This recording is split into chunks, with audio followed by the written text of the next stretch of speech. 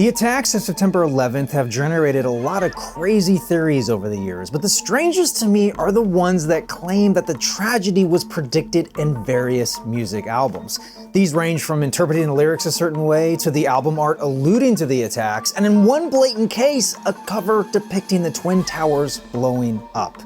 And so on today's episode of Strange and Unusual Tales, we'll be looking at 11 albums that supposedly predicted 9/11. Today's episode is brought to you by Manscaped. By now, I'm sure most of you know all about Manscaped and their excellent line of grooming products, which includes their flagship trimmer, the Lawnmower 4.0, and the best ear and nose hair trimmer I've ever used. But today, I'm excited to showcase their brand new beard hedger. This is a fantastic trimmer for keeping your beard looking classy with this adjustable guard that lets you perfect your look with 20 different lengths. But it's also great if you don't have a beard but like to maintain a bit of stubble like I do in between shoots. This is perfect for that. It keeps a nice even length all over. It's also waterproof, has a 60-minute runtime, and features a titanium-coated stainless steel blade. You can get this trimmer as part of the Beard Hedger Pro kit. It comes with beard shampoo and conditioner, beard oil, beard balm, plus a travel bag and a free accessory pack. Right now, you can help support the channel and get 20% off for yourself, plus free shipping when you use the code VinylRewind at manscaped.com. That's 20% off with free shipping. Just follow the link below and use the code VinylRewind at checkout. All right, before we get into the albums, I just want to say I broke them up into two groups, starting with albums that feature lyrics that people have interpreted to be predictions of 9/11. And the second half of the records, the latter half of this video is all about records that visually are predicting 9/11. And keep in mind, all of these are just what people think. Like, none of these artists have said that these are predictions of 9/11. But some have gone on record to say, yeah, it's a pretty eerie coincidence. And I think that's getting to the root of this, is how eerie these can be. And so I loosely ordered them, starting with the ones that are most unconvincing, and then I'm gonna end with an album that is really hard to ignore. Like, it's kind of freaky how coincidental it is. And then obviously we have a whole spectrum in between. So with all that, let's begin with Slayer's God Hates Us All. So as far as I can tell, this theory was first mentioned on the Howard Stern radio program on November 14th, 2003. An associate producer for the show, Casey Armstrong, told Howard his theory that Slayer's ninth album, God Hates Us All, predicted 9/11. On the air, he explained how the album is about religion is destroying the world, and on the song God Sent Death, you can hear the sounds of a jet and a woman screaming. He claimed this was Flight 175, which was one of the flights that crashed during 9/11. He also claimed they sang about terrorists on the album.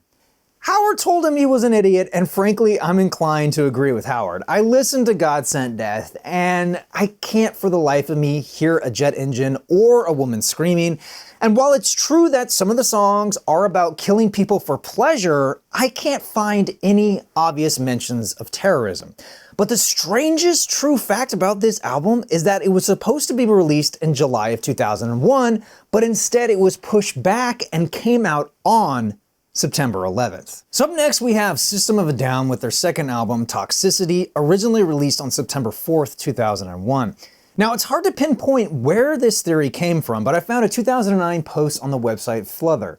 The user Darbio16 poses the question, did this album predict 9/11? And then lists 5 pieces of evidence, starting with the record label featuring an upside-down American flag. Other evidence included the fact that the album was released a week before the attacks. The lyrics to the song Jet Pilot are reminiscent of 9/11. The song ATWA is based on the terrorist Ali Atwa, who tried to hijack a plane. And lastly, 3 of the songs on the album refer to air travel, including the 2 I already mentioned, and the third being the song Aerials. Now, honestly, this theory doesn't hold up very well for me. American Recordings have been using the upside-down flag logo since 1993. The lyrics to Jet Pilot really don't resemble 9/11 in my opinion, and the song ATWA is actually based on an acronym used by Charles Manson that stands for Air, Trees, Water, Animals. The 3 songs related to air travel are just that. And there were many albums released a week before 9/11, and we don't talk about those. Overall, this is one of the weakest theories on the list, but what is interesting is that according to the bassist and the drummer, the album hit the #1 spot on September 11th. Like literally, they got a phone call as they were watching the news broadcast. Also, Clear Channel Radio deemed the lyrics to the song Chop Suey to be inappropriate, especially the line, "I cry when angels deserve to die," and so the song was added to their 2001 memorandum, which was a list of songs that Clear Channel thought listeners might find offensive in the wake of the attacks. The songs weren't banned outright, it was just more of a recommendation to their over 1,000 radio stations that maybe they shouldn't play those songs for a while. Eventually, this got lifted, and Chop Suey went on to be one of their most well-known songs. Up next, we have the idea that Radiohead's Kid A is the soundtrack to the attacks. This theory originates from the 2005 book Killing Yourself to Live, 85% of a True Story. At one point in his book, Chuck Klosterman explains why he thinks that Kid A, an album that came out in 2000, predicted the events of 9/11. So hours after the attacks happened, he was driving around Akron, Ohio and listening to Kid A, and he was struck by how the music seemed to mimic the events in New York City. He called it a musical storyboard for that particular day. He makes for a convincing argument for how well the music acts as a kind of soundtrack for the day. Even one of the songs is titled the National Anthem. In the end though, even Chuck says he doesn't think the band predicted the future with Kid A, but it is interesting to see how well things line up. If you're curious, someone actually put together a video using clips from 9/11 and set it to the music of Kid A. In the end, just like Chuck said, this is really just an eerie coincidence or synchronicity.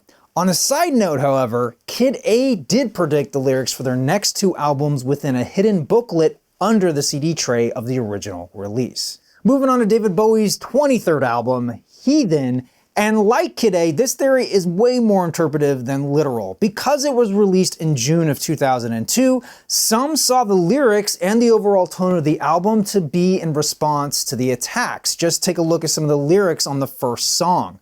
Nothing remains. We could run when the rain slows. Look for the cars or signs of life.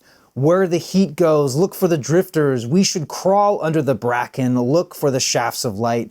On the road where the heat goes, everything has changed. I mean, that paints a pretty vivid picture of the ensuing chaos New York City faced after the towers fell. However, this is where things get interesting, is that in a 2002 interview, David Bowie said he wrote the songs all before the attacks on 9/11. I see an extraordinary synchronicity between some of the lyrics and what happened, which I think was the culmination of things that have been happening for a long time. His longtime producer and collaborator Tony Visconti confirms that all the songs were written prior to the attacks, but adds that only a few lines were amended after September 11th. So yeah, it really didn't predict anything, but it definitely carried that sort of feeling of anxiety after the attack. So something was in the air already and David just happened to pick up on it. Moving on, we have Wilco's 4th album, Yankee Hotel Foxtrot, and it's not so much a theory as an interesting coincidence. Even though the album was written and recorded before the attacks, music critic Jeff Goldner wrote in his 2002 review that it's the first album that really captures the free-floating anxiety of September 11th. He goes on to mention the significance of the song titles Ashes of American Flags and War on War, and also makes note of the Twin Towers on the cover.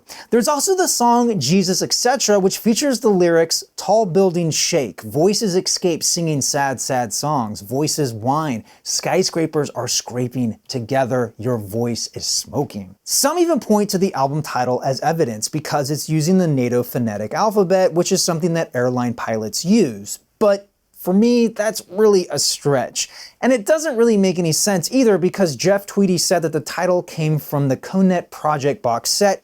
But what is more interesting and true is that originally the album was set to be released on September 11th. But because the record label wanted to shelve the project, Wilco took the album to Nonsuch Records, which caused a delay in its release. It was eventually made available on their website on September 18th, with an official physical release in April of the next year.